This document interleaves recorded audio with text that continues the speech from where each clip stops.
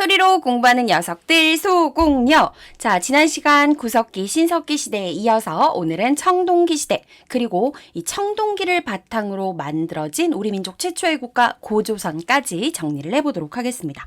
자, 일단 이 청동기가 만주와 한반도에 처음으로 보급된 시기는요, 기원전 2000년경부터 약 500년 후 기원전 1500년경까지였어요. 자, 이 시기에 만주 지역으로 보급되어서 차츰 한반도 전체로 확산되기 시작을 했죠.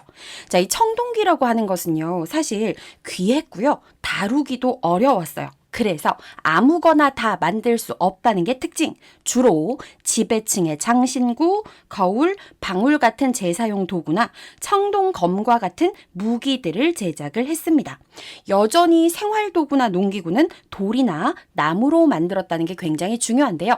그래서 청동기 시대의 대표적인 농기구인 반달돌칼은 돌로 만들어진 농기구이지만 청동기 시대의 대표적인 유물이라는 걸 꼭 기억하셔야 됩니다. 자, 그리고 청동기 시대에 토기가 만들어졌어요. 자, 신석기 시대에는 빗살무늬 토기, 덧무늬 토기가 대표적이었는데 청동기 시대는 민무늬 토기, 그리고 미송리식 토기가 주로 제작이 되었습니다. 자, 처음에는 이 외부에서 들어온 청동기를 주로 사용을 하다가 점차 독자적인 청동기가 제작되기 시작을 했죠. 자, 청동기 시대의 생활 모습을 한번 살펴보도록 할게요. 이 신석기 시대에 농사가 시작이 돼서 청동기 시대에는 본격적으로 농사가 더 발달하게 되는데 잡곡 재배도 이루어지고, 그리고 처음으로 한반도 남부 지역에서 벼농사가 보급됐습니다. 자, 벼농사가 시작된 건 청동기 시대라는 거 꼭 기억을 하셔야 돼요. 자, 그리고 또 하나 청동기 시대의 대표적인 특징, 바로 계급이 나타났다는 것이죠. 계급이 처음에 어떻게 나타났느냐? 농사와 목축이 발달하면서 여분의 생산물, 즉 먹고 남는 잉여 생산물이 생겼는데, 그럼으로 인해서 개인의 재산인 사유재산의 개념이 등장했고, 부자와 가난한 사람의 차이, 빈부격차가 발생을 했죠. 이 빈부격차가 시간이 지나면서 계급으로 이어지게 된 것입니다. 자, 이렇게 해서 하나의 마을을 다스리는 족장, 부족장이 등장을 하게 되는데, 이 족장은 다른 말로 군장이라고도 하고요. 권력이 좀 많고 재산이 많은 사람이 족장이 됐었죠. 자, 족장은 부족 전체를 통솔하는 역할도 했었고 제사를 주관하는 역할도 했습니다. 한마디로 말해서 이 당시의 사회 모습은 제사와 정치를 한 사람이 담당하는 재정일치 사회였다는 거죠. 그리고 이 지배층이나 족장이 죽으면 무덤을 크게 만들었는데, 이렇게 해서 만들어진 무덤이 고인돌이었고요. 고인돌 이외에도 청동기 시대에는 돌널 무덤도 만들어지게 되었습니다. 자, 사람들은 농사를 짓고 전쟁하기에 유리한 나지막한 언덕에 집을 만들기 시작했고요. 자, 여전히 신석기 시대처럼 옴집이 만들어졌지만 옴집의 규모는 더 커졌습니다. 자, 청동기 시대의 특징은 이 정도로 정리를 하고요. 자, 이제 청동기 시대에 만들어진 고조선을 한번 정리해 보도록 할게요. 자, 고조선을 단군왕검이 건국했다라는 건 다들 알고 계실 거고요. 우리 역사서에 이 단군왕검의 고조선은 기원전 2333년에 건국되었다라고 나와 있습니다. 이 단군이 고조선을 건국한 이야기 유명한 거 아시죠? 이 곰과 호랑이가 등장하는 이야기. 이 이야기는 시험에서 매우 잘 나오는데 각각의 내용을 통해 알 수 있는 고조선 사회의 모습을 반드시 확인하는 게 중요합니다. 이 단군 왕검의 고조선 건국 이야기 안에 보면 바람과 비와 구름을 다스리는 신을 거느리고 환웅이 내려왔다, 이런 얘기가 있는데, 바람, 비, 구름, 여기서 농업사회라는 걸 알 수 있고, 인간을 널리 이롭게 한다, 이 말은 홍익인간의 건국 이념을 알려주죠. 그리고 이 나라를 만든 사람 이름이 단군 왕검인데, 단군은 제사를 담당하는 존재, 왕검은 정치를 담당하는 존재. 그래서 단군왕검이라는 단어 안에서 재정일치를 알 수가 있습니다. 그 외에 곰과 호랑이 등이 등장하는 것에서 동물을 숭상했다는 것, 그리고 환웅 부족과 곰이 연합했다는 것에서 집단 간의 연맹도 알 수가 있죠.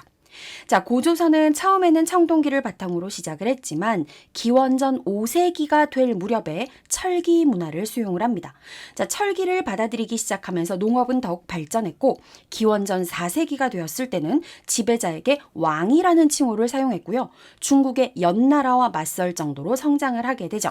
자, 그렇게 시간이 지나 기원전 2세기 무렵이 되었는데 저기 북쪽에서 넘어온 위만이라는 존재가 새롭게 고조선 전체의 권력자의 자리를 차지하게 됩니다.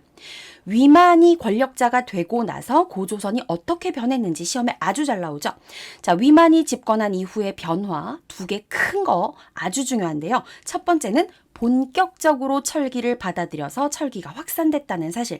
그리고 또 하나, 중국의 한나라와 한반도 남쪽에 있는 나라들 사이에서 무역을 연결시켜주는 중개 무역을 해서 경제가 매우 발전했다는 거. 자, 위만 집권 이후의 두 가지 특징 꼭 알아두셔야 됩니다. 자, 이번에는 고조선의 사회 모습을 한번 볼 텐데요. 계급이 여러 가지로 분화가 됐어요. 왕 아래에 여러 지배층이 있었는데 상, 대부, 장군 등의 관직이 있었고요. 그리고 지배를 받는 피지배층도 나뉘어져 있었습니다. 그리고 고조선 사회의 특징을 알려주는 유명한 법, 8개의 법으로 이루어진 8조법 알고 계시죠? 이것도 100% 시험에 나와요. 자, 8조법의 각각의 내용을 통해서 알 수 있는 사실 지금부터 정리해 드릴게요. 먼저 첫 번째, 사람을 죽인 자는 즉시 죽이고 남에게 상처를 입힌 자는 곡식으로 갚는다. 자, 사람을 죽인 자는 즉시 죽인다. 이 부분에서 생명, 즉 노동력을 중시했다는 걸 알 수가 있고요. 남에게 상처를 입힌 자는 곡식으로 갚는다. 여기서 곡식, 농경사회임을 알 수가 있죠. 다음, 도둑질을 한 자는 노비로 삼는데 용서받고자 하는 사람은 한 사람마다 50만 전을 내야 한다. 여기서는 무엇을 알 수 있느냐? 도둑질을 한다는 건 네 거, 내 거가 나뉘어져 있었다라는 개념이겠죠. 즉 사유재산이 존재했고 노비라는 단어에서 계급사회였다는 걸 알 수 있고요. 50만 전을 내야 한다. 여기서는 화폐를 사용했다는 사실도 알 수가 있죠. 자, 그렇다면 다시 고조선 이야기로 돌아가겠습니다. 자, 고조선은 위만 집권 이후에 굉장히 발전했다라고 했는데 고조선이 너무 강해졌어요. 중국의 한나라와 맞설 정도로 성장을 했고 그러자 한나라가 고조선을 견제하게 됩니다.